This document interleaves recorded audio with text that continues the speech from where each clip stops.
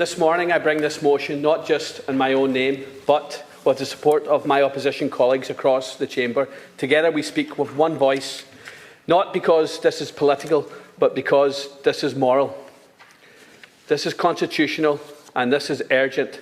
For years now, thousands of families have been left to live in homes that are cracking, sinking and breaking apart, not due to negligence on their part, but due to shortcuts, but because the state failed to regulate. And the response we've received is one word: wait.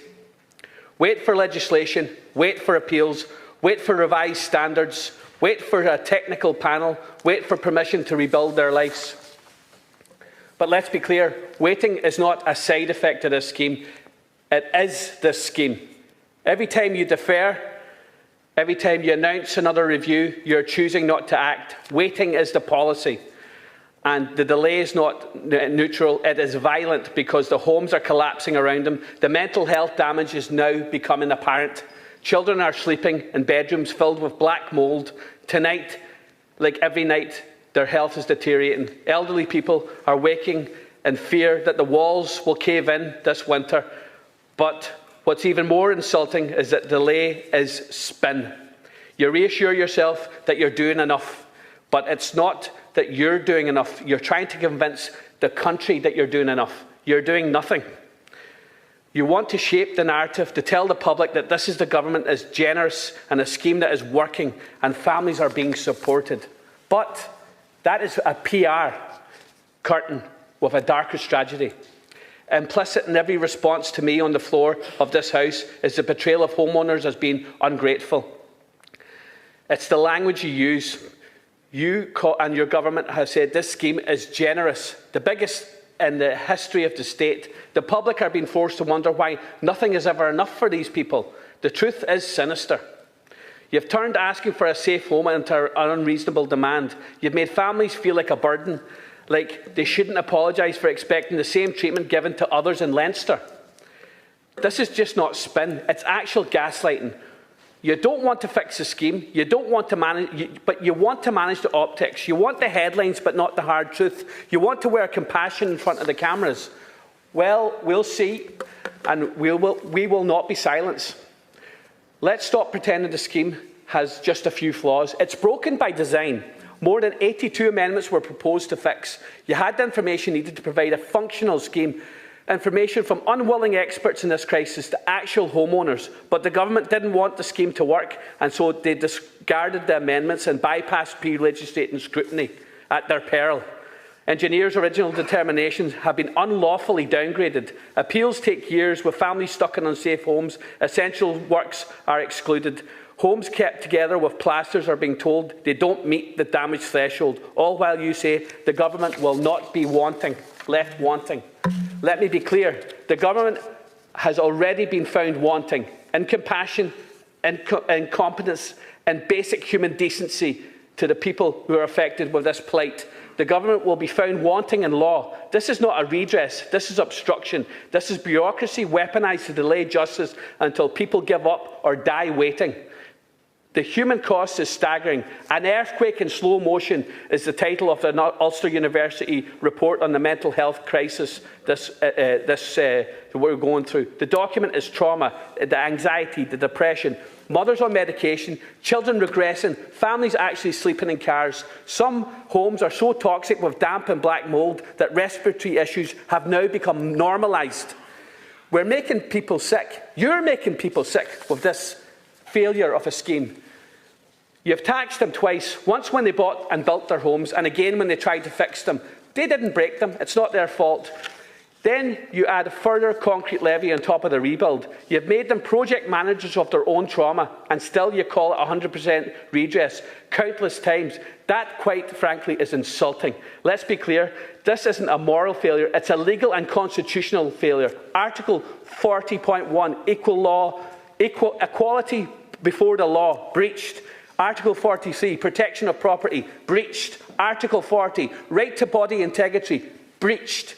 EU Charter fundamental rights, right to home dignity and effective redress, breached. Multiple legal cases are now underway. Europe is investigating your failures. and the evidence mounts, cases will grow because the law is not on your side. You gave full redress to families affected by pyrite in Leinster, but in Donegal, Mayo, Clare and throughout the country, families are told to take less, pay more and be grateful. That's not the policy. That is simply discrimination. The government could act, but it's chosen not to. Stop pretending your hands are tied. You've proven and time again when the government wants to act quickly, it can. You can move emergency legislation in days, you can bail out banks overnight, you can create statutory bodies from nothing when it suits your agenda. So stop telling us it's complex. Stop telling us to be patient. For the love of all that is good, stop telling us to wait. Because the truth is this: you're refusing to do the right thing. Even the name of the scheme, the Defective Concrete Block Scheme, reeks of a deliberate misdirection. It's not just a poor choice of words, it's a political strategy to reduce the catastrophic structural failures and turn it into an actual branding exercise. To sanitise science, to ignore sulphate tack analysis, pyrite and the crumbling foundations, to strip away the truth, the entire homes, not just blocks, are defective. Everything is defective. This just isn't about blocks, it's about lives. The language reveals your intent to downplay the damage, to minimise the state's role, and to shift as much of the financial burden as possible back into the blameless homeowners who are traumatised. You just don't name the scheme, you've named a scapegoat. This motion, supported by members across the opposition, demands immediate suspension of all partial remediation until the revised IAS 465/28 standard is adopted.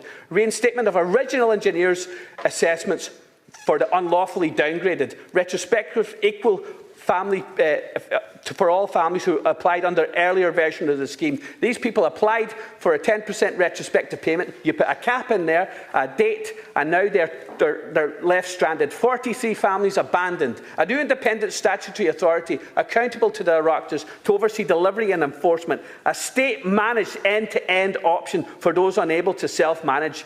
VAT and levies removed. Families must not pay to fix what the state failed to prevent. Full extension of the scheme to public buildings, schools, hospitals and cemeteries. Mental health supports embedded into the process. Binding timelines and clear legal deadlines, because justice delayed is justice denied. A scheme for social and affordable housing. Side-by-side building. And recognition of this as an emergency, a national emergency, because that's exactly what it is.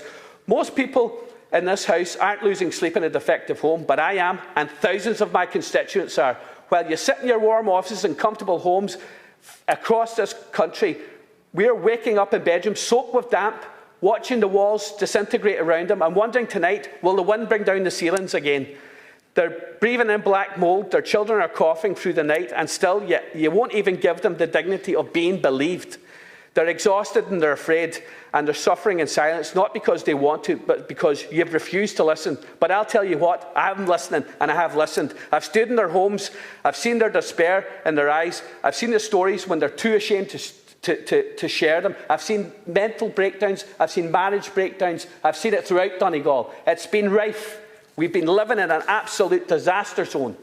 You may see this as a problem to manage, but I see this as citizens to defend. Our citizens have been abandoned. They're not asking for favours. They're asking for what they paid for, a safe home. The government abandoned them by failing to enforce concrete regulations, and you're abandoning them again by failing to provide an effective redress. You must put an end to this abandonment so that every member of the government sitting silently in the background, if your home looked like theirs or mine, you would have moved heaven and earth to fix this long ago. But it's not your home. It's not your children in the hospital. It's not your spouse on antidepressants. It's not your roofs that are falling or sagging down. So you wait and you wait and you wait. Well, you tell us constantly to wait, but you can't, and we won't wait. And from this moment forward, we will see who's standing with us and who is not. The country is watching. Let the history record this, because we will not let this government spin and stall their way out of justice. Today we're asking for, with one voice, we're telling you, we will not be spun, we will not be smeared, we will not be gaslit, we are not going away. All we ever wanted was to have a safe home that we paid for, equal treatment and a fair system. We didn't ask for compensation for years and years of suffering. We've asked for justice. Now we're demanding it. I commend this motion to the House.